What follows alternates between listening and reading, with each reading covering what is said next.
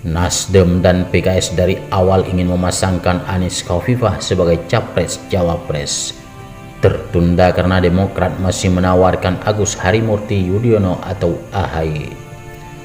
Setelah diskusi panjang hingga berbulan-bulan dan bahkan pergantian tahun 2022 sampai 2023, akhirnya hari ini Kamis 26 Januari Demokrat memutuskan untuk mengusung Anies Rashid Baswedan.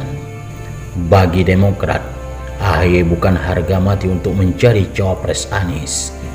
Sampai di sini, Susilo Bambang Yudhoyono atau SBY, ayah AHY sekaligus Ketua Dewan Pembina Partai Demokrat, dianggap konsisten. Setuju Anies Khofifah, tapi jangan halangi AHY untuk tampil. Begitu informasinya dari beberapa bulan lalu ketika SBY ditemui Yusuf Kala atau Jika di Cikes. Apa pertimbangan koalisi perubahan mengusung Anies Khofifah? Pertama, Khofifah kuat di Jawa Timur. Mayoritas warga Jawa Timur itu Nahdien. Selain gubernur, Khofifah adalah mantan ketua Muslimat NU. Pasar Khofifah di kalangan kaum perempuan Nahdien juga sangat kuat. Majunya Khofifah sebagai cawapres besar kemungkinan akan mampu meraih lebih dari 50% suara warga Jawa Timur. Diprediksi bisa lebih besar dari suara yang diperoleh saat Pilgub Jatim, mengingat saat ini Khofifah adalah gubernur Jatim.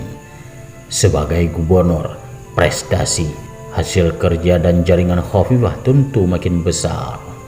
Tidak saja Jawa Timur, dengan mengambil Khofifah sebagai cawapres, warga Nahdien di seluruh Indonesia, termasuk di Jawa Tengah, akan merasa memiliki representasinya.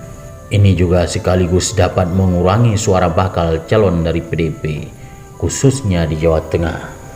Kedua, apatisme sebagian warga Nahdien terhadap isu politik identitas, radikalisme, Wahabi, kadrun, dan sejenisnya yang selama ini cukup berhasil dituduhkan bahkan difitnahkan ke Anies dan disebar secara sengaja dan inten oleh lawan politik di kalangan warga Nahdien akan dengan sendirinya mereda. Hadirnya Khofifah, mantan ketua Muslimat NU, akan menghapus semua tuduhan itu. Dari sini akan banyak yang sadar ternyata semua itu adalah permainan isu dan munafir politik. Kaum santri menyebut itu semua adalah fitnah dan kejahatan politik.